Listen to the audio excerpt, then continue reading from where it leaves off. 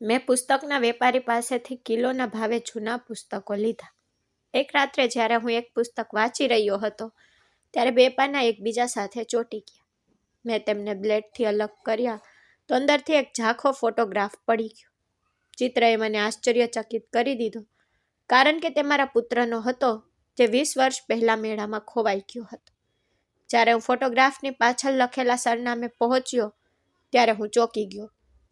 ડિસેમ્બરની તે ભયંકર અને ઠંડી રાત મારા અંદરના અસ્તિત્વને ઠંડક આપી રહી હતી, અને બહાર તોફાની પવનનો અવાજ બારીના કાચ પર અથડાતા એક એવો અવાજ ઉત્પન્ન કરી રહ્યો હતો જેણે મારા ઉજ્જડ ઘરના મૌનને વધુ ગાઢ બનાવ્યું.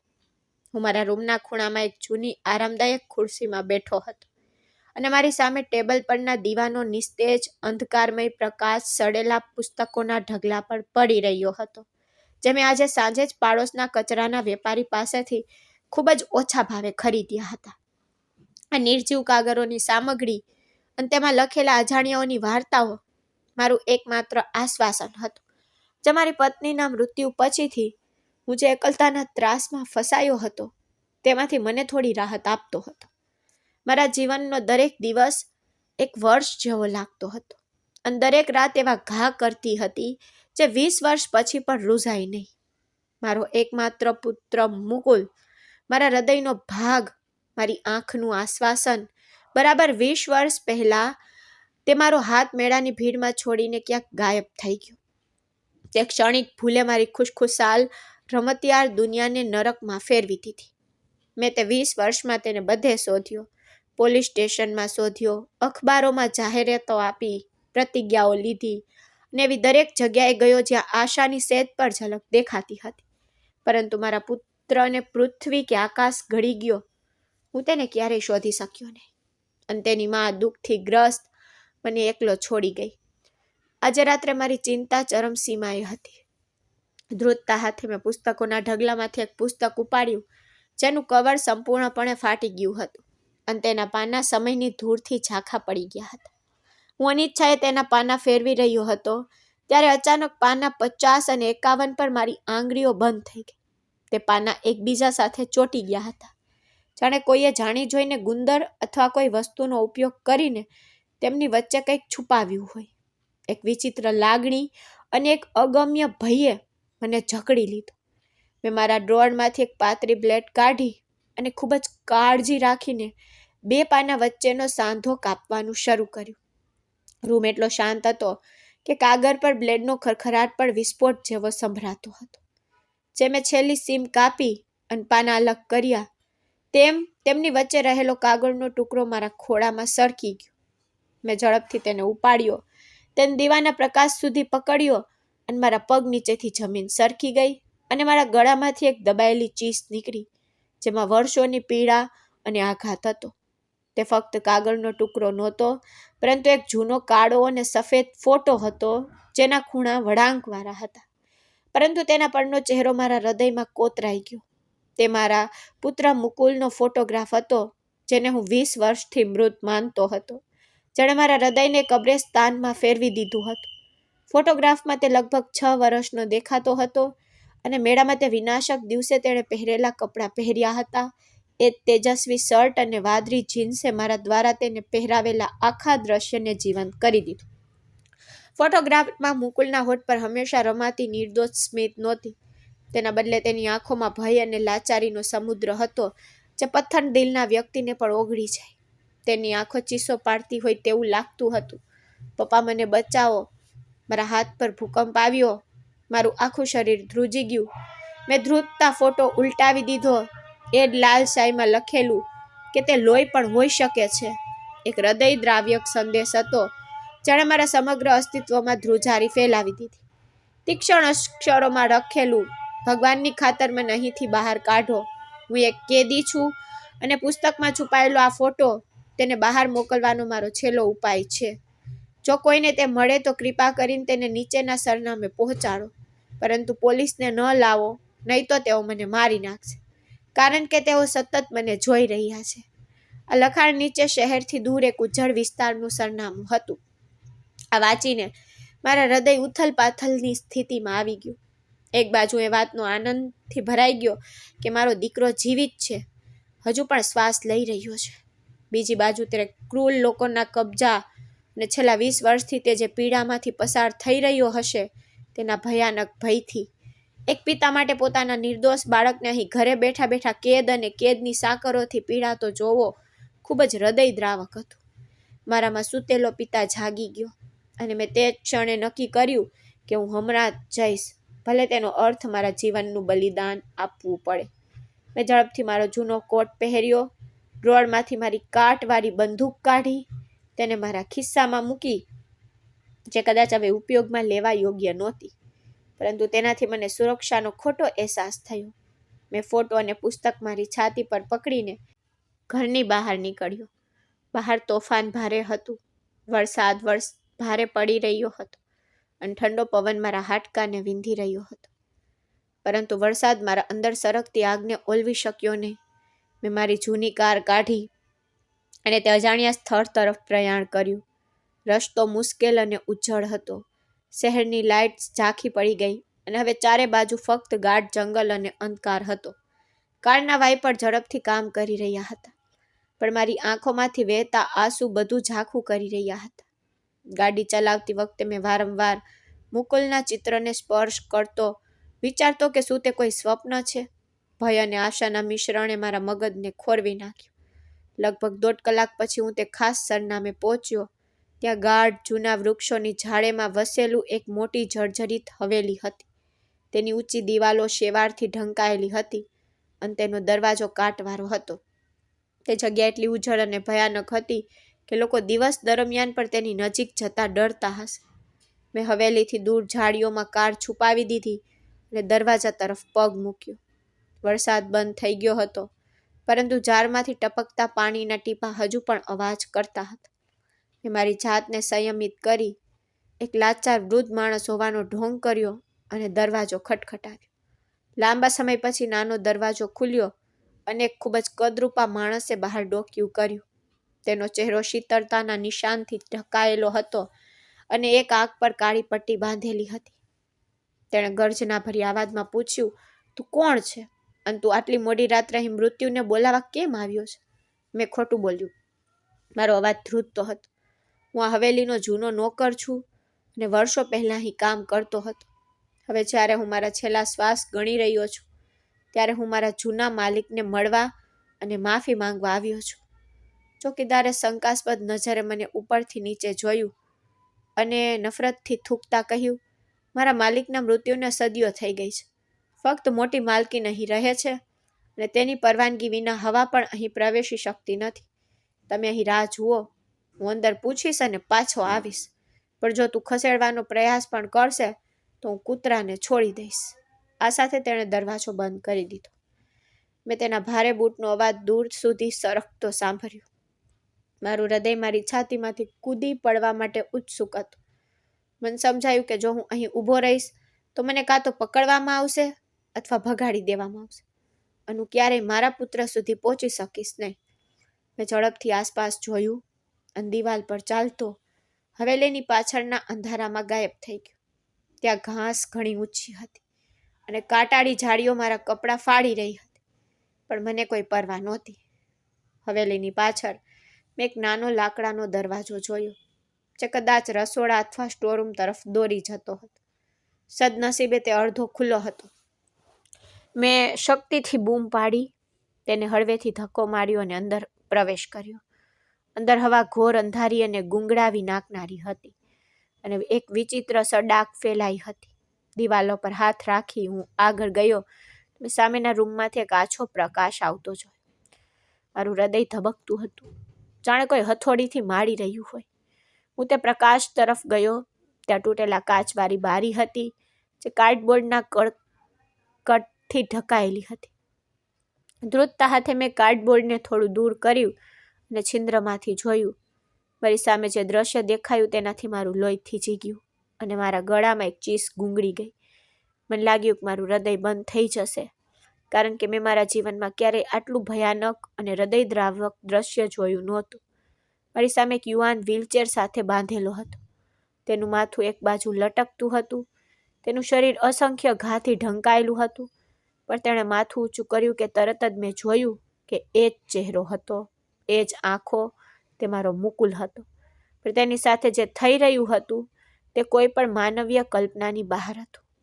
આ દ્રશ્ય એટલું ભયાનક હતું કે મારા પગ થીજી ગયા અને હું આઘાતથી સદબદ થઈ ગયો. તૂટેલી બારીમાંથી દેખાતું ભયાનક દ્રશ્ય મારી આંખોમાં ઘૂસી ગયું અને હું પથ્થરની મૂર્તિની જેમ ચૂપચાપ ઊભો રહ્યો. મારી સામે વ્હીલચેરમાં મારો 20 વર્ષનો દીકરો મુકુલ એક હાડપિંજર જેવો બેઠો હતો. તેનો ચહેરો નિસ્તેજ હતો અને તેના કાંડા પર દોરડાના ઘેડા વાદળી નિશાન તેને બાંધવામાં આવેલી ક્રૂરતાને સાક્ષી આપે છે. રૂમ એક જૂની જેલ જેવો લાગતો હતો. દિવાલો પરથી રંગ છૂટી ગયો હતો અને ફ્લોર પર ગંદકી છવાઈ ગઈ હતી. અચાનક રૂમનો ભારે દરવાજો ખુલ્યો અને એક આધેડ વયની સ્ત્રી ભયંકર કડક હાવભાવ સાથે પ્રવેશી. આ એ જ માલકીન હતી જેનો ચોકીદારે ઉલ્લેખ કર્યો. તેણીએ સૂકી બ્રેડનો ટુકડો અને ગંદા પાણીનો ગ્લાસ ધરાવતી ટ્રે પકડી હતી. તેણીએ અણગમા સાથે ટ્રે મુકુલના ખોળામાં ફેંકી, તેને કડક રીતે પકડી અને તેને ઉપર ઉપાડ્યો. મેં મુકુલની આંખોમાં આંસુ જોયા. તેણે દયાથી તે ક્રૂર સ્ત્રી તરફ જોયું, પણ તે પથ્થર દિલની સ્ત્રીના ચહેરા પર દયાનો કોઈ પત્તો નહોતો. તે તેને આ ખાવાનું કહી રહી હતી, મારો છેલ્લો કોરિયો છે, કારણ કે જો તું આજે તે કાગળો પર સહી નહીં કરે અથવા મને તે રહસ્ય નહીં કહે જેના માટે મેં તને 20 વર્ષ સુધી ઉછેર્યો, તો હું તને જીવતો દાટી દઈશ. મુકલે માથું હલાવ્યું ના, અને ભાગ્યે જ તેના સૂકા હોઠ ખસેડ્યા, જાણે ઇનકારમાં હોય. તેના ઇનકારથી ક્રૂર સ્ત્રી ગુસ્સે થઈ ગઈ અને તેણે મુકુલના નબળા ગાલ પર તેની બધી શક્તિથી થપ્પડ મારી, જેનાથી તેનું માથું એક બાજુ વળ્યું અને તેના હોઠમાંથી લોહીની પાતળી રેખા વહેવા લાગી. આ જોઈને મારું હૃદય ફાટી ગયું અને મારી આંખોમાંથી લોહીના આંસુ બેકાબૂ રીતે વહેવા લાગ્યા. મને લાગ્યું કે બારી તોડીને અંદર કૂદી જાઉં અને ડાકણનું ગળું દબાવી દઉં, જેને મારા નિર્દોષ બાળકને આ સ્થિતિમાં લાવ્યો.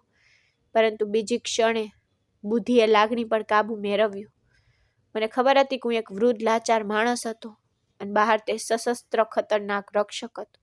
જો મેં સેજ પર ભાવનાત્મક ભૂલ કરી તો હું મરીશ અને પણ મુકુલને બચાવવાની મારી છેલ્લી આશા પણ નષ્ટ થઈ જાત અને મારા દીકરાને અંધારાવાળા કૂવામાં કાયમ માટે દફનાવી દેવામાં આવ્યો હતો. મારે ગમે તે ભોગે જીવતું ભાગી જવું હતું, જેથી હું બહારથી મદદ લાવી શકું અને જુલ્મના કિલ્લાનો નાશ કરી શકું. મેં મારા હૃદયને દબાવીને મારા રડવાનો અવાજ દબાવ્યો અને પાછળ ફરી ગયો. મારા પગ ભારે હતા. સતત પાછળ જોવા માંગતો હતો, પણ મેં મારી જાતને ખેંચી લીધી. મેં થોડા પગલાં ભર્યા જ હતા કે મારા પગ નીચે સૂકી ડાળી તૂટવાનો જોરદાર અવાજ સંભળાયો, જે શાંત રાત્રિમાં વિસ્ફોટની જેમ ગૂંજતો હતો. તે જ ક્ષણે ચોકીદારનો ગર્જનાભર્યો અવાજ સંભળાયો. કોણ છે? તેની સાથે કૂતરાઓનો ભસવાનો અવાજ પણ ગૂંજતો હતો. હું ગભરાઈ ગયો અને મારા જૂના હાડકામાં બાકી રહેલી થોડી શક્તિ એકઠી કરીને હું અંધારામાં કાર તરફ દોડી ગયો. મારી પાછળ ભારે પગલાં નજીક આવી રહ્યા હતા. ચોકીદારે મને ગાળો આપી રોકવા માટે કહી રહ્યો હતો, પણ હું જાણતો હતો કે રોકાઈ જવાનો અર્થ મૃત્યુ છે. ઝાડીઓમાંથી પસાર થયો, કાંટામાં ફસાતો, મારી કાર સુધી પહોંચવા માટે ઘણીવાર ઠોકર ખાધી અને પડી ગયો. મારા હાથ એટલા જોરથી ધ્રુજી રહ્યા હતા કે ખિસ્સામાંથી ચાવીઓ કાઢવી મુશ્કેલ બની ગઈ. પાછળથી ફ્લેશલાઇટનો પ્રકાશ મારી તરફ નાચી રહ્યો હતો અને હવે તે થોડી દૂર જ હતો. મેં ભગવાનને પ્રાર્થના કરી, ચાવીઓ કારમાં નાખી અને ફેરવી, પરંતુ જૂની કારનું એન્જિન ઠંડુ ખરખરાટ અને અટકી ગયું. મારો શ્વાસ મારા ગળામાં અટવાઈ ગયો. મને લાગ્યું કે મૃત્યુ મારા માથા પર આવી રહ્યું છે. ચોકીદાર કાર પાસે પહોંચ્યો હતો, તેની લાકડી પાછળની બારીમાં અથડાવી દીધી, જેનાથી તે તૂટી ગઈ. પાગલ થઈને ફરીથી ચાવી ફેરવી, આ વખતે એન્જિન ચાલ્યું. મેં તરત જ એક્સિલરેટર દબાવ્યું, કાર આગળ ઘસી ગઈ. ચોકીદારે કારને વળગી રહેવાનો પ્રયાસ કર્યો, પરંતુ ગતિએ તેને કાદવમાં ફસાવી દીધો. મેં પાછળ ફરીને જોયું નહીં, ધુરિયા રસ્તા પર ઝડપથી કાર લઈને ચડાવી. મારું આખું શરીર પરસેવામાં ભીંજાઈ ગયું હતું અને મારું હૃદય ધબકતું હતું, પણ મારામાં એક હઠીલો સંકલ્પ મૂળિયા બનાવી ચૂક્યો હતો. ભલે ધરતી ફાટી જાય કે આકાશ તૂટી પડે, હું મારા દીકરાને મુક્ત ન થાય ત્યાં સુધી આરામ નહીં કરું. મેં ગાડી સીધી શહેરના મુખ્ય પોલીસ સ્ટેશન તરફ ફેરવી. લગભગ અડધા કલાકની ડ્રાઈવ પછી હું પહોંચ્યો. બેચેન હાલતમાં હતો. મારા કપડાં કાદવ અને કાંટાથી ફાટેલા અને મારો ચહેરો લાલ થઈ ગયો હતો. હું અંદર દોડી ગયો જ્યાં ફરજ પરના અધિકારી ઊંઘમાં બેઠેલા હતા. તેમના ડેસ્ક પર મેં હાફીને કહ્યું, મારો દીકરો જીવતો છે અને એક હવેલીમાં કેદ છે. તેના પર ત્રાસ આપવામાં આવી રહ્યો છે. ભગવાન માટે મારી સાથે આવો. મેં મારા ખિસ્સામાંથી ફોટો અને પુસ્તક કાઢ્યું, તેમની સામે મૂક્યું અને વિનંતી કરવા લાગ્યો. પોલીસ કર્મીએ મારી સામે બેધ્યાન નજરે જોયું અને ફોટો તપાસ્યા પછી આકસ્મિક રીતે કહ્યું, વૃદ્ધ માણસ, તું માનસિક રીતે સ્થિર નથી લાગતો. આજે 20 વર્ષ પહેલા ખોવાયેલો તારો દીકરો તને અચાનક કેવી રીતે મળી ગયો? આ ફોટો ફોટોશોપ કરી શકાય છે. તેણે કહ્યું, સવારના 3 વાગ્યા છે સર. સવારે આવશે. તું કાલે સવારે આવ અને આપણે જોઈશું કે શું કરું. આ સાંભળીને મને લાગ્યું કે કોઈએ મારા મોઢા પર થપ્પડ મારી છે. મેં ચીસ પાડી, મારા દીકરાનો જીવ ત્યાં જોખમમાં છે. તે સ્ત્રી તેને મારી નાખશે. તમે આ કાયદાના રક્ષકો છો. જો પિતાની વિનંતી સાંભળતા નથી, પરંતુ મારી વિનંતીઓનો સિસ્ટમના તે પથ્થર દિલના સેવકો પર કોઈ પ્રભાવ ન પડ્યો. તેઓએ મને પોલીસ સ્ટેશનમાંથી બહાર ધકેલી દીધો. હું રસ્તા પર ઊભો રહીને આકાશ તરફ જોઈને રડ્યો. હું એકલો લાચાર હતો, પણ હું હાર માની શક્યો નહીં. અચાનક મને વિચાર આવ્યો કે જો કાયદો સૂઈ રહ્યો છે, તો સામાન્ય લોકો તો જાગી રહ્યા છે. મારા ખિસ્સામાંથી મારો મોબાઈલ ફોન કાઢ્યો અને પોલીસ સ્ટેશનની બહાર ઊભા રહીને ફેસબુક પર લાઈવ વિડીયો શૂટ કરવાનું શરૂ કર્યું. મારો અવાજ ધ્રુજી રહ્યો હતો અને મારી આંખોમાં આંસુ આવી ગયા. મેં આખી દુનિયાને ફોટો બતાવ્યો અને આંસુથી કહ્યું કે મને તે કેવી રીતે મળ્યો. મેં મારા દીકરાને હવેલીમાં કેવી રીતે ત્રાસ સહન કરતો જોયો અને પોલીસે કેવી રીતે મદદ કરવાનો ઇનકાર કર્યો. મારા દીકરાને મારવામાં આવે તે પહેલાં મેં લોકોને ભગવાન સમક્ષ મારો અવાજ બનવાની અપીલ કરી. મારો વિડીયો સોશિયલ મીડિયા પર જંગલની આગની જેમ ફેલાઈ ગયો. લોકોએ તેને ઝડપથી શેર કરવાનું શરૂ કર્યું. હજારો કમેન્ટો આવવા લાગી અને વિડીયો ઝડપથી વાયરલ થઈ ગયો. વિવિધ ચેનલોના ન્યૂઝ રિપોર્ટરે મારો સંપર્ક કરવાનું શરૂ કર્યું અને સવાર પડતા પહેલાં મીડિયા વાહનોનું ટોળું પોલીસ સ્ટેશનની બહાર એકઠું થઈ ગયું. આખો દેશ હોબાળો મચી ગયો. એક પિતાને 20 વર્ષ પછી તેનો દીકરો મળ્યો છે, જ્યારે પોલીસ હજુ સૂતી છે. પોલીસ મહાનિરીક્ષકે નોંધ લીધી અને તરત જ દરડો પાડવાની ટીમ બનાવી. આ દરમિયાન એ જ હવેલીના એક મોટા રૂમમાં ક્રૂર માલકીન સાહિબા ટીવી પર બ્રેકિંગ ન્યૂઝ જોઈને ડરથી ધ્રુજતી હતી. તેમને ખ્યાલ નહોતો કે બારીમાંથી ડોકિયું કરનાર સાદો વૃદ્ધ માણસ આટલું તોફાન મચાવશે. ટીવી સ્ક્રીન પર મારા વિડીયો અને હવેલીના જૂના ફોટા ચાલી રહ્યા હતા. માલકીન જાણતી હતી કે તેનો ખેલ પૂરો થઈ ગયો છે. કાયદાનો લોખંડી હાથ તેના ગળા સુધી પહોંચવાનો છે. તે ગભરાઈને દોડી ગઈ. તેણે ઝડપથી તિજોરીમાંથી દાગીના અને રોકડા ઉપાડ્યા. તેને એક થેલીમાં ભરી દીધા. નોકરોને તાત્કાલિક કાર કાઢવાનો આદેશ આપ્યો. તેનો ઈરાદો મુકુલને લઈને કોઈ અજાણી જગ્યાએ ભાગી જવાનો હતો અને પછી તેને રસ્તા પરથી દૂર લઈ જવાનો હતો, જેથી કોઈ સબૂત ન રહે. તે મુકુલના રૂમમાં દોડી ગઈ. ચોકીદારની મદદથી તેને તેની વ્હીલચેરમાંથી ખેંચીને બહાર કાઢ્યો. મુકુલ પીડાથી તરપતો હતો અને પૂછતો હતો, તમે મને ક્યાં લઈ જઈ રહ્યા છો? પરંતુ માલકીનના મોંમાંથી ફીણ આવી રહ્યા હતા અને તે બરબરાટ કરતી રહી, તે ગુફાએ મારું જીવન બરબાદ કરી દીધું છે. હું તમને બંનેને જીવતા નહીં છોડું. તેઓએ મુકુલને ક્રૂરતાથી ઉપાડીને કારના ટ્રકમાં બંધ કરી દીધો, જાણે તે કોઈ નિર્જીવ વસ્તુ હોય, અને તે ડ્રાઈવરની સીટ પર બેઠી. ચોકીદાર પર પાછળની સીટ પર બેઠો. મહિલાએ કાર શરૂ કરી, પૂર ઝડપે ગેટ તરફ હકાળી. દૂરથી સાયરનનો અવાજ સાંભળીને તેનું હૃદય ભયથી ડૂબી ગયું. પોલીસ આવે તે પહેલાં તે પાછળના રસ્તેથી નીકળી જવા માંગતી હતી. તેણીએ કાર ધૂળિયા રસ્તા પર મૂકી અને ધૂળ ઉડાડતી હવેલીમાંથી બહાર નીકળી. પણ કદાચ કુદરતની યોજના કંઈક અલગ જ હતી, અથવા તેના કર્મનું ફળ મેળવવાનો સમય આવી ગયો હતો. તે હવેલીથી થોડે દૂર ગઈ હતી કે અચાનક સામેથી ઝડપી ગતિ આવતી પોલીસ ગાડીઓ અને મીડિયા વાહનોની ભીડ આવી ગઈ. પોલીસ ગાડીઓની વાદળી અને લાલ લાઇટો અંધારામાં ચમકી રહી હતી અને સાયરનના અવાજથી આખા જંગલમાં ધ્રુજારી છવાઈ ગઈ હતી. માલકીને ગભરાટમાં બ્રેક મારી હતી, પરંતુ કાર રસ્તાની બાજુમાં લપસી ગઈ અને સામે આવતી પોલીસ ગાડીઓએ તેમનો રસ્તો રોકી દીધો. પરિસ્થિતિને કાબૂમાં લેવા માટે દર્જનબંધ પોલીસ કર્મીઓ તેમના વાહનોમાંથી કૂદી પડ્યા. હું બધાની સામે હતો. ત્રેજ વૃદ્ધ પિતા, જેમને થોડા કલાકો પહેલા પોલીસ સ્ટેશનમાંથી કાઢી મૂકવામાં આવ્યો હતો. આજે હું કાયદા અને મીડિયાની તાકાત સાથે ત્યાં ઊભો હતો. હું કાર તરફ દોડી ગયો અને પોલીસને બૂમ પાડી કે મારો દીકરો ટ્રકમાં છે. પોલીસે મહિલા અને ચોકીદારને ઘેરી લીધા અને તેઓ હવે ઉંદરોની જેમ ટ્રકમાં જકડાઈ ગયા હતા. તેમના ચહેરા પર મૃત્યુનો ભાવ કોતરાઈ ગયો. મારું હૃદય ધડકતું હતું. વિચારતો હતો કે મારો દીકરો ટ્રકમાં હજુ પણ જીવતો છે કે પછી તે પાશવીઓએ તેને મારી નાખ્યો. ધ્રુજતા હાથે મેં ટ્રક તરફ ઇશારો કર્યો. પોલીસ કર્મીઓએ આગળ ગયા અને તેને ખોલવાનો પ્રયાસ કર્યો. હવામાં એક વિચિત્ર તણાવ હતો. બધાએ શ્વાસ રોકી રાખ્યો હતો. વિચારી રહ્યા હતા કે ટ્રક ખોલવામાં આવશે ત્યારે શું થશે. શું આજે 20 વર્ષના અલગ થવાનો અંત આવશે કે બાદ નવું દુઃખ મારી રાહ જોશે. અગાઢ જંગલમાં અનેક ભયાનક મૌનમાં એકમાત્ર પડઘો પોલીસ ગાડીઓના સાયરનનો હતો અને તેમની લાલ લાઇટોનો તેથી રાત્રિના અંધકારામાં પરિવર્તન આવ્યું. મારી સામે કેવું દ્રશ્ય હતું જેની મેં ક્યારેય કલ્પના નહોતી કરી. એક મોટી પોલીસ ટુકડીએ માલકીનની કારને ઘેરી લીધી. તેમની બંદૂકો સીધી તેના પર તાકી. જે સ્ત્રી થોડીવાર પહેલા સુધી રાણીની જેમ બેઠી હતી, જેના આદેશ પર માનવ જીવનનું કોઈ મૂલ્ય નહોતું, તે હવે કારની અંદર ઉંદરની જેમ ગૂંથાયેલી હતી.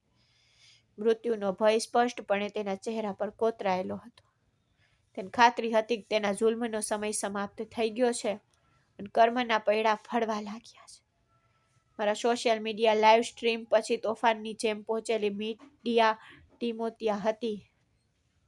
તેણીએ તેના કેમેરાની લાઇટો ફ્લેશ કરી આ દ્રશ્ય આખી દુનિયામાં પ્રસારિત કર્યું અને લાખો લોકોએ તેમની સ્ક્રીન પર શ્વાસ રૂંધાઈને આગની પરીક્ષા જોઈ રહ્યા હતા. પોલીસ ઇન્સ્પેક્ટરે ગર્જના ભરી ચેતવણી આપી. કારનો દરવાજો ખુલ્યો. માલકીનને બહાર ખેંચી લીધી. તે ક્ષણે ક્રૂર સ્ત્રીની સ્થિતિ સ્પષ્ટ હતી. તેના મૂંઘા કપડાં સંકોચાઈ ગયા હતા અને તેની રતન જડિત ડોક હવે વાકી થઈ ગઈ હતી. તેણીએ ચીસો પાડી અને અધિકારીઓને ધમકી આપી. તમે જાણતા નથી કે હું કોણ છું. હું તમારી વર્દી ઉતારી દઈશ. મારી પાસે ઘણી સંપત્તિ છે, મને જવા દો. પરંતુ ઇન્સ્પેક્ટરે તેની અવગણના કરી અને તેના હાથમાં હથકડી લગાવી, જેની ઠંડીએ તેનું લોહી થીજી ગયું હશે. આ દરમિયાન તેના વફાદાર પરંતુ ક્રૂર ચોકીદારને પણ પોલીસે પકડી લીધો, જેણે પ્રતિકાર કરવાનો નિર્થક પ્રયાસ કર્યો, પરંતુ કાયદા અમલીકરણ અધિકારીઓએ તેને બંદૂકોથી જમીન પર પછાડી દીધો. તેના હાથ તેની પીઠ પાછળ બાંધી દીધા, પરંતુ હું ધરપકડ કે તમાશા પર બિલકુલ ધ્યાન કેન્દ્રિત કરતો નહોતો. મારી આંખો, મારું આખું અસ્તિત્વ કારના ટ્રકમાં બંધ હતું, જ્યાં 20 વર્ષ પહેલા ખોવાયેલો મારો પ્રિય પુત્ર બંધ હતો. મારું હૃદય ફાટી નીકળવાની તૈયારીમાં હતું અને એવું લાગતું હતું કે મારા ગળામાં કાંટા ઉગી ગયા છે. એક અજાણ્યો ભય મારા હૃદયને પકડી રહ્યો હતો. ડર હતો કદાચ ખૂબ મોડું થઈ ગયું હશે. મારું બાળક કદાચ તે ડાકણ દ્વારા આપવામાં આવેલી ઘાથી ગુંગળામણમાં મરી ગયું હશે. હું બેબકરા થઈને દોડી ગયો. ઠોકર ખાતો પડી ગયો. ગાડીની પાછળ મારા પગ જીવનથી ખાલી હતા, પણ માતૃત્વનો પ્રેમ અને પિતાની ઝંખના મને ખેંચી રહી હતી.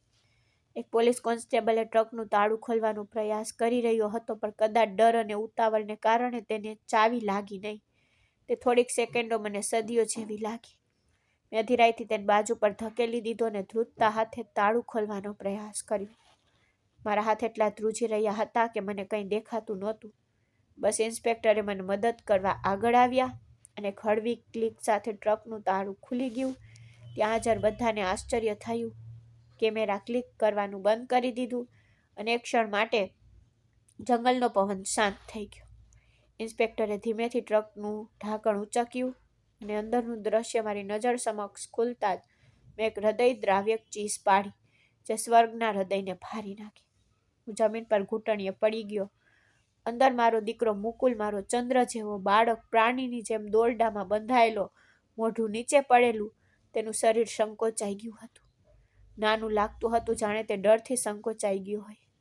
તેના કપડાં લોહી અને કાદવથી લથપથ હતા અને તેના ખુલ્લા પગ એટલા ઊંડા ઘાથી ઢકાયેલા હતા કે તેના હાડકાં સ્પષ્ટ દેખાઈ રહ્યા હતા. તેને શ્વાસ લેવામાં તકલીફ પડી રહી હતી અને તે અર્ધ બેભાન અવસ્થામાં વિલાપ કરી રહ્યો હતો. આ દ્રશ્ય કોઈ પણ પિતા માટે મૃત્યુથી ઓછું નહોતું. મેં ખૂબ જ ઉતાવળે હાથ લંબાવ્યો અને તેનું માથું મારા ખોળામાં મૂક્યું.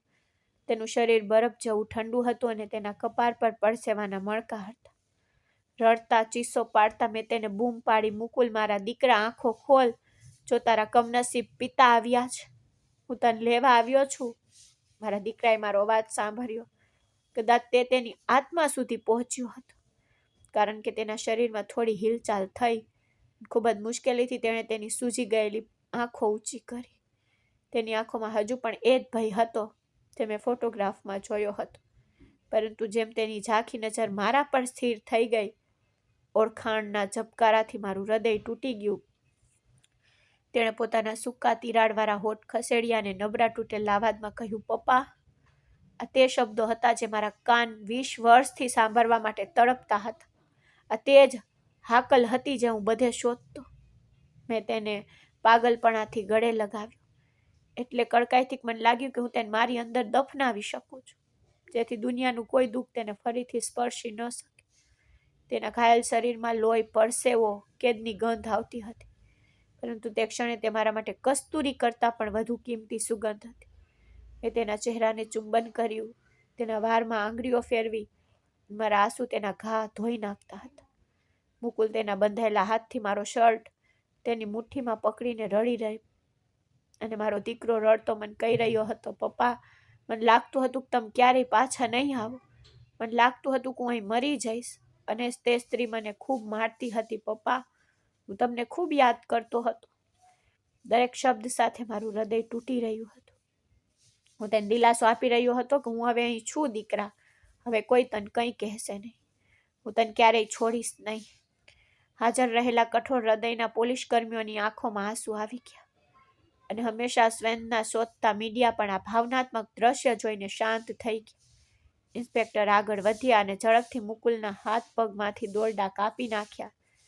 દોરડા છૂટતાની સાથે જ મુકુલે મને પોતાના હાથમાં પકડી લીધો, જાણે ડર હોય કે તે કોઈ સ્વપ્ન હોય કે જે ક્ષણે તે આંખો ખોલો તો હું ગાયબ થઈ જઈશ અને પછી તે ફરીથી આ અંધારાવાળા રૂમમાં હશે. મેં તેને ખાતરી આપવાનો પ્રયાસ કર્યો કે તે વાસ્તવિક છે. મેં ઇન્સ્પેક્ટર તરફ જોયું અને હાથ જોડીને કહ્યું, ભગવાનની ખાતર એમ્બ્યુલન્સ બોલાવો. મારો દીકરો મરી રહ્યો છે.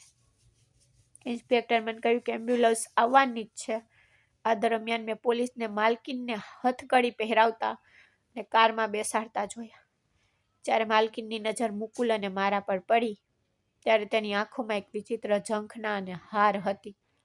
તે જાણતી હતી કે બધું હોવા છતાં તેને બધું ગુમાવી દીધું, અને બધું ગુમાવ્યા છતાં આજે મને મારી દુનિયા મળી ગઈ. મુકુલે ડરથી તે માલકીન તરફ જોયું અને ડરીને પોતાનો ચહેરો મારી છાતીમાં છુપાવ્યો. મેં તેને કહ્યું, ડર ના દીકરા. હવે તે તને નુકસાન પહોંચાડી શકે નહીં. હવે તે કેદી છે અને તું મુક્ત છે. એમ્બ્યુલન્સ સાયરનનો અવાજ નજીક આવતો ગયો. થોડી વારમાં તબીબી સ્ટાફ સ્ટ્રેચર લઈને આવ્યો. હું મુકુલને છોડવા તૈયાર નહોતો. મેં તેને મારા હાથમાં એવી રીતે ઉપાડ્યો જાણે તે હજુ 6 વર્ષનો બાળક. તેનો વજન ઘણો ઓછો થઈ ગયો હતો. તેના હાડકાં દેખાઈ રહ્યા હતા, જે તેને કેટલી ભૂખ મરાનો ભોગ બનવું પડ્યું હતું તેનો સબૂત હતો. મેં તેને સ્ટ્રેચર પર સુવડાવ્યો, પણ તેણે જવા દીધો નહીં. તેની પકડ એટલી મજબૂત હતી જાણે તે જીવનના દોરાને પકડી રહ્યો હોય. હું તેની સાથે એમ્બ્યુલન્સમાં બેઠો. ડૉક્ટરે તેને ઓક્સિજન લગાવ્યો અને તેના ઘા પર પાટો બાંધવાનું શરૂ કર્યું. જેમ એમ્બ્યુલન્સ શહેર તરફ આગળ વધી રહી હતી, તેમ બારીની બહાર સવાર પડી રહી હતી.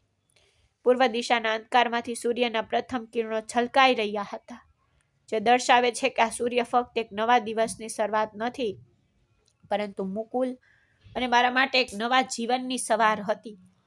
20 વર્ષના અલગ થવાની લાંબી કાળી રાત આખરે સમાપ્ત થઈ ગઈ. મેં મુકુલના નિસ્તેજ ચહેરાને સ્પર્શ કર્યો અને તેના કપાળ પર ચુંબન કર્યું. તે આંખો બંધ કરીને શાંતિથી સૂતો હતો. તેના ચહેરા પર શાંતિ હતી. તે જાણતો હતો કે તેનો તારણહાર તેની સાથે છે. મેં મારા ખિસ્સામાં હાથ નાખ્યો. જ્યાં જૂની પુસ્તક અને ઝાંખો ફોટો હજુ પણ હતો. કચરા પેટીમાં ફેંકી દેવાયેલો કાગળનો ટુકડો મારા જીવનનો સૌથી કિંમતી ખજાનો બની ગયો. મારી તૂટેલી આશા પાછી લાવવા બદલ મેં મારા હૃદયના ઊંડાણથી ભગવાનનો આભાર માન્યો. એમ્બ્યુલન્સ હોસ્પિટલ તરફ ઝડપથી આગળ વધી અને મેં નક્કી કર્યું ગમે તે થાય, હું મારા દીકરાને ફરી ક્યારેય મારી નજરથી દૂર નહીં થવા દઉં. તેના શરીર પરના ઘા સમય સાથે રૂઝાઈ જશે, પરંતુ તેની આત્મા પરના ઘા રૂઝાવા માટે મારે મારા બાકીના જીવનના પ્રેમનું બલિદાન આપવું પડશે.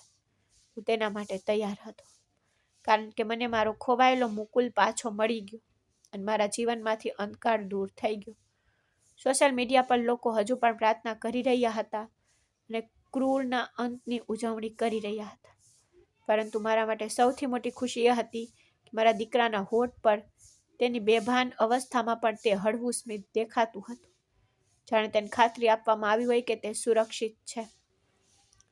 ખરેખર લોહીના સંબંધો ક્યારેય સમાપ્ત નથી થતા અને સાચો પ્રેમ રસ્તો શોધી કાઢે છે. ભલે તે કચરાના ઢગલામાં દટાયેલા જૂના પુસ્તકોમાં પાનામાં છુપાયેલ હોય. હોસ્પિટલની શાંતિ અને જંતુનાશક હવા દવાઓની સુગંધથી રંગાયેલી હતી. સવારનો નરમ સૂર્યપ્રકાશ બારીમાંથી પસાર થઈને મુકુલના નિસ્તેજ નબળા ચહેરા પર પડી રહ્યો હતો. જ્યારે તે પથારીમાં સૂતો હતો, હવે તે ગાઢ નિંદ્રામાં હતો. છેલ્લા 3 દિવસથી એક ક્ષણની પણ ઊંઘ લીધા વિના તેના પલંગ પાસે બેઠો હતો. સતત તેના ચહેરા તરફ જોતો રહ્યો. આશા રાખતો હતો કે આ દ્રશ્ય એક સ્વપ્ન હશે ને આંખો ખોલતાની સાથે જ બધું અદૃશ્ય થઈ જશે. ડોક્ટરે કહ્યું હતું કે તેના શારીરિક ઘા રૂઝાઈ રહ્યા છે, પરંતુ તેની આત્મા પરના ઘા રૂઝાતા વર્ષો લાગશે, કારણ કે 20 વર્ષની કેદ અને ત્રાસે તેના મન પર ઊંડા ઘા છોડી દીધા. હજારો પ્રશ્નો હજુ પણ મારા મનમાં સાપની જેમ ઉછળતા હતા, જેના જવાબો શોધતા હતા, જે મારા માટે જીવન અને મૃત્યુનો પ્રશ્ન હતો. સૌથી મહત્વપૂર્ણ પ્રશ્ન એ હતો કે આ નિર્દોષ બાળકનો વાંક શું હતો, અને તે ક્રૂર તે તેને 20 વર્ષ માટે કેદ કેમ કર્યો, અને તે તેને પોતાના પુત્ર તરીકે કેમ ઈચ્છતી હતી. મૂંઝવણમાં મુકુલે ધીમે ધીમે તેની આપડ ખોલી તેના સૂકા હોઠ ચોટ્યા અને પાણી માંગ્યું. મેં ઝડપથી જગમાંથી પાણી ગ્લાસમાં નાખ્યું અને તેને ઉઠવામાં મદદ કરી. પાણી પીધા પછી તેને મારી તરફ જોયું અને તેની આંખોમાં એક વિચિત્ર શાંતિ હતી જે કદાચ તેને વર્ષો પછી મળી. મેં તેના વાળમાં હાથ ફેરવ્યો અને ધીમેથી કહ્યું, દીકરા, હવે તું સંપૂર્ણ સલામત છે. પણ મને કે તે સ્ત્રી તારી પાસેથી શું ઈચ્છતી હતી અને તેણે તને શા માટે પસંદ કર્યો? મારા પ્રશ્ન પર મુકુલના ચહેરા પરનો ભયનો પડછાયો છવાઈ ગયો અને તેણે મદદ માટે મારો હાથ પકડ્યો, જાણે ભૂતકાળના પડછાયોથી આશ્રય માંગતો હોય. ધ્રુજતા અવાજે જે કહ્યું તેનાથી મારા પગ નીચેથી જમીન સરકી ગઈ અને હું સ્ત્રીના દુષ્ટ મન અને ક્રૂરતાથી ખૂબ જ આશ્ચર્યચકિત થઈ ગયો. મુકુલે રડતા મને કહ્યું, પપ્પા, આ બધું મિલકત વિશે હતું. તે સ્ત્રીનો પતિ એક અમીર સરદાર અને જમીનદાર હતો, તેની પાસે અબજો ડોલરની સંપત્તિ હતી. જોકે તેની યુવાનીમાં એક અકસ્માતમાં અવસાન થયું. તેના વસિયતમાં એવું નક્કી કરવામાં આવ્યું હતું કે તેની આખી મિલકત તેના એકમાત્ર પુત્ર સોહનને આપવી જોઈએ, જે તે સમયે 6 વર્ષનો હતો. જો સોહનને કંઈ થાય તો આખી મિલકત તેના ભાઈઓ અને ટ્રસ્ટ વચ્ચે વેચાઈ જશે અને માલકીનને ફક્ત ભરણ પોષણ ભથ્થું મળશે. મુકુલે કહ્યું કે સરદારના મૃત્યુ પછી તરત જ રોહન એક રાત્રે અચાનક સીડી પરથી નીચે પડી ગયો અને તીવ્ર તાવથી મૃત્યુ પામ્યો. આ માલકીન માટે એક ભયંકર ક્ષણ હતી, કારણ કે તેના પુત્રના મૃત્યુનો અર્થ એ હતો કે તેણે તેની અબજો સંપત્તિ અને હવેલીનું રાજ્ય ગુમાવશે, જેના કારણે તેણી ઘરે ઘરે ભટકતી રહેશે. આ શેતાની સ્ત્રીએ રાતોરાત એક ભયંકર યોજના બનાવી. તેના વફાદાર ચોકીદારની મદદથી તેણે તેના પોતાના પુત્ર સોહનના મૃતદેહને ગુપ્ત રીતે હવેલીના ભોયણામાં કોઈના ધ્યાન વગર દફનાવી દીધો. હવે તેને તાત્કાલિક એક બાળકની જરૂર હતી જે સોહન જેટલો હોય અને તેના જેવો દેખાય, જેથી તે દુનિયાને મૂર્ખ બનાવી શકે. મુકુલે રડતા કહ્યું કે પપ્પા, તે મેળામાં આવી હતી જ્યાં અમે હતા. તે બાળકની શોધમાં હાજર હતી. મારી ઉંમર અને દેખાવ બિલકુલ તેના મૃત પુત્ર જેવો હતો. તક મળતા જ તે મારું અપહરણ કરીને મને હવેલીમાં લઈ ગઈ. ત્યાં તેણીએ મને તેના મૃત પુત્રના કપડાં પહેરાવ્યા અને દુનિયાને કહ્યું કે સોહન બીમાર હોવાથી નબળો પડી ગયો છે. તેણીએ મને ધમકી આપી કે જો હું કોઈને કહીશ કે હું મુકુલ છું તો તે મને મારી નાખશે. પપ્પા, હું 6 વર્ષનો હતો. તે મને રોજ મારતી, મારું નામ સોહન જાહેર કરવાની માંગ કરતી. તેણે મને 20 વર્ષ સુધી કેદમાં રાખ્યો, જેથી બહારની દુનિયા ક્યારેય સત્ય જાણી ન શકે. પરંતુ ખરી મુશ્કેલી ત્યારે શરૂ થઈ જ્યારે હું મોટો થયો. કાયદેકીય રીતે તેના મિલકતનો સંપૂર્ણ કબજો મેળવવા માટે મારી સહી અને બાયોમેટ્રિક ચકાસણીની જરૂર હતી. તે ઈચ્છતી હતી કે હું કોર્ટ અને વકીલો સમક્ષ જાહેર કરું કે હું સરદાર સોહન છું અને આ દસ્તાવેજો પર સહી કરું. પણ પપ્પા, હું મોટો થઈ ગયો હતો અને મને મારું સાચું નામ અને તમારો ચહેરો યાદ હતો. મેં સ્પષ્ટ ના પાડી. મેં તેને કહ્યું કે હું મુકુલ છું, હું મરી જઈશ પણ મારા પિતાનું નામ નહીં બદલું. બીજા કોઈનો દીકરો હોવાનો ઢોંગ કરીને મિલકતનો વારિસદાર નહીં બન. મારા ઇનકારથી તે પાગલ થઈ ગઈ અને તે મને દિવસો સુધી ભૂખી રાખતી, ચાબુક મારતી અને ઠંડીમાં બહાર બાંધતી. પણ મેં શપથ લીધા કે હું મારી ઓળખ અને મારા પિતાના પ્રત્યેના પ્રેમનો બદલો નહીં લઉં. મુકુલના શબ્દો સાંભળીને મારું હૃદય ડૂબી ગયું અને હું તેને વેદનાથી ભેટી પડ્યો.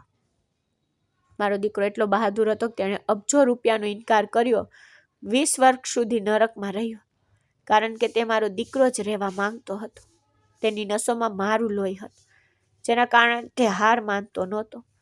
આ ફક્ત અપહરણની વાર્તા નહોતી, તે એક બાળકની વફાદારી અને દ્રઢ નિશ્ચયની વાર્તા હતી, જે જુલ્મ સામે ઝૂકવાનો ઇનકાર કરતો. આ ખુલાસા પછી જ્યારે પોલીસે હવેલીના ભોયણામાં તપાસ કરી, ત્યારે તેમને એક બાળકનું હાડપિંજર મળ્યું, જે માલકીનનો દીકરો હતો. DNA પરીક્ષણથી પુષ્ટિ થઈ કે તે ખરેખર સરદારનો દીકરો હતો, જેની માએ સંપત્તિ માટે તેને ભોયણામાં દફનાવી દીધો. આ સમાચારથી દેશભરમાં આઘાત લાગ્યો. માલિક સામે નફરતની લહેર ફેલાઈ ગઈ. તેના કારણે તેની માટે વકીલ શોધવાનું પણ મુશ્કેલ બન્યું. ટ્રાયલના દિવસે કોર્ટરૂમ ભરાઈ ગયો અને બહાર લોકોના ટોળા મુકુલના પક્ષમાં સૂત્રોચ્ચાર કરી રહ્યા હતા. માલકીન, જે એક સમયે ગૌરવનું પ્રતીક હતી, હવે કઠેડામાં ઊભી હતી. હથકડી લગાવીને તેનું માથું ઝૂકેલું હતું. તેના ચહેરા પર આઘાતનો ભાવ હતો. જ્યારે અમારા વકીલે જૂનું પુસ્તક, ઝાંખો ફોટોગ્રાફ, મુકુલના શરીરના નિશાન અને તેના જૈવિક પુત્રના હાડકાનો અહેવાલ કોર્ટ સમક્ષ રજૂ કર્યો, ત્યારે કોર્ટ રૂમમાં મૃત્યુ જેવી શાંતિ છવાઈ ગઈ. ન્યાયાધીશે ટિપ્પણી કરી કે આ માનવ ઇતિહાસનો સૌથી ખરાબ ગુનો છે. સંપત્તિના લોભથી પ્રેરિત એક મહિલાએ માત્ર પોતાના પુત્રના મૃત્યુને છુપાવ્યું જ નહીં, પરંતુ બીજા નિર્દોષ બાળકનો જીવ પણ બરબાદ કર્યો અને તેની ઓળખ છીનવી લેવાનો પ્રયાસ કર્યો. કોર્ટ મુકુલના ઇનકાર અને બલિદાનને માન આપ્યું, લોભને હાર માનવાનો અને જૂઠાણને સહારો આપવાનો ઇનકાર કર્યો. ગુસ્સો અને અફસોસના મિશ્રણ સાથે ન્યાયાધીશે ઐતિહાસિક ચુકાદો આપ્યો. માલકીનને મૃત્યુદંડ અને તેના સાથીદારને આજીવન કેદની સજા ફટકારી.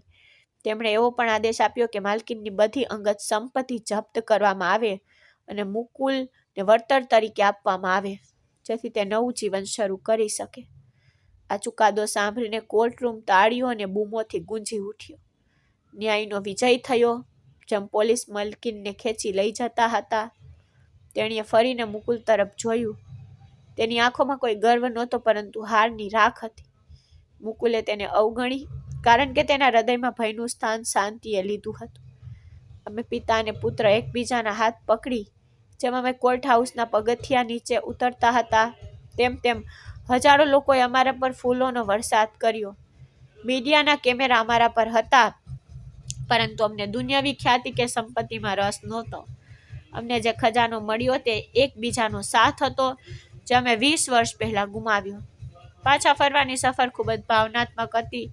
જ્યારે અમે અમારા નાના જૂના ઘરમાં પહોંચ્યા તો સાંજ પડી ગઈ હતી.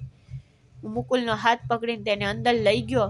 ઘરની દિવાલો જેણે વર્ષોથી મારા નિસાસા ને રડવાનું જોયું હતું, ત્યાં જે તેજસ્વી દેખાતી હતી. મુકુલ સીધો ખૂણામાં ગયો જ્યાં કાઢી નાખવામાં આવેલ પુસ્તકો રાખવામાં આવ્યા હતા. તેણે તે પુસ્તક ઉપાડ્યું જેણે તેનો જીવ બચાવ્યો હતો અને તેને ચુંબન કર્યું. તેણે સ્મિત સાથે કહ્યું, પપ્પા, જો તમને આ પુસ્તક ન મળ્યું હોત તો હું કદાચ ક્યારેય પાછો ન આવી શક્યો હોત. મેં હાથ લંબાવીને તેને ગળે લગાવ્યો અને કહ્યું, દીકરા, આ કોઈ પુસ્તક નહોતું, આ તો ભગવાનની ભેટ હતી. અમારી આંખોમાં ખુશીના આંસુ છલકાઈ ગયા અને અમે બંને એકબીજાને ગળે લગાવીને રડ્યા. પણ આ આંસુ દુઃખના નહોતા, કૃતજ્ઞતાના હતા. ઘરમાં શાંતિનો અંત આવ્યો અને એક નવું જીવન અમારી રાહ જોઈ રહ્યું હતું. મને લાગ્યું કે મારી પત્નીની આત્મા ખુશ થશે કે તેનો દીકરો પાછો આવ્યો છે, તે પણ બહાદુર અને સ્વાભિમાની, જેને સંપત્તિ માટે પોતાના પિતાનું નામ વેચવાનો ઇનકાર કર્યો. મુકુલે મને વચન આપ્યું કે તે મને ક્યારેય છોડશે નહીં, અને મેં તેના કપાળ પર ચુંબન કર્યું અને કહ્યું કે ફક્ત મૃત્યુ જ આપણને અલગ કરશે. ટેબલ પરનો જૂનો ફોટો અને પુસ્તક હજુ પણ ત્યાં હતું, જે હકીકતની સાક્ષી આપે છે કે ભલે સત્ય ભૂગર્ભમાં છુપાયેલું હોય, એક દિવસ કચરા પેટીમાં પણ બહાર આવશે, અને જુલ્મના પરિણામો હંમેશા એક પાઠ હોય છે. આ વાર્તા શીખવે છે કે સત્ય અને પ્રેમની શક્તિ વિશ્વની કોઈ પણ શક્તિ કરતાં મોટી હોય છે. એક નિર્દોષ બાળકે અબજો સંપત્તિનો અસ્વીકાર ફક્ત એટલા માટે કર્યો કારણ કે તે તેના પિતાનું નામ અને તેની સાચી ઓળખ છોડવા માંગતો નહોતો. તેને 20 વર્ષ સુધી નરકનું જીવન સહન કર્યું, તેને ચાબુક મારવામાં આવ્યો, ભૂખ્યો રાખવામાં આવ્યો, પરંતુ તે ક્યારેય જૂઠાણ સામે નમ્યો નહીં. તે દર્શાવે છે કે સંબંધો અને માનવતા સંપત્તિ કરતાં ઘણા મહત્વપૂર્ણ છે. બીજો પાઠ એ છે કે જુલ્મ ગમે તેટલો લાંબો ચાલે, તેનો અંત હંમેશા ખરાબ જ હોય છે. લોભથી આંધળી થઈને તે સ્ત્રી પોતાના દીકરાને ભોયણામાં દફનાવ્યા પછી પણ શાંતિથી રહી શકી નહીં. તેનું ગૌરવ, તેનું ધન, તેનું સ્થાન બધું રાખ થઈ ગયું, અને સૌથી અગત્યનું, વ્યક્તિએ ક્યારેય આશા ન ગુમાવવી જોઈએ. એક વૃદ્ધ પિતા 20 વર્ષ પછી પણ પોતાના દીકરાને ભૂલ્યો નહીં, અને કાઢી નાખેલી પુસ્તકમાં છુપાયેલ સત્ય તેને તેની પાસે લઈ ગયું. આનો અર્થ એ છે કે ભગવાન જ્યારે ઈચ્છે ત્યારે કોઈ પણ સ્વરૂપમાં મદદ મોકલે છે. વ્યક્તિએ ક્યારેય હિંમત અને વિશ્વાસ છોડવો જોઈએ નહીં. અંતે સંદેશ એ છે કે પૈસા બધું ખરીદી શકે છે, પરંતુ પ્રેમ, વફાદારી અને સત્ય નહીં. અને જે લોકો આ ત્રણેયને પકડી રાખે તેઓ ક્યારેય હાર નથી માનતા. મિત્રો, મને આશા છે કે તમને અમારી વાર્તા ગમી હશે. જો તમને વાર્તા ગમી હોય તો પ્લીઝ વિડીયોને લાઇક કરો. જો તમે ચેનલ પર નવા છો તો ચેનલને સબસ્ક્રાઇબ કરો, અને આગામી અપડેટ મેળવવા માટે નોટિફિકેશન બેલ જરૂરથી દબાવો. ધન્યવાદ.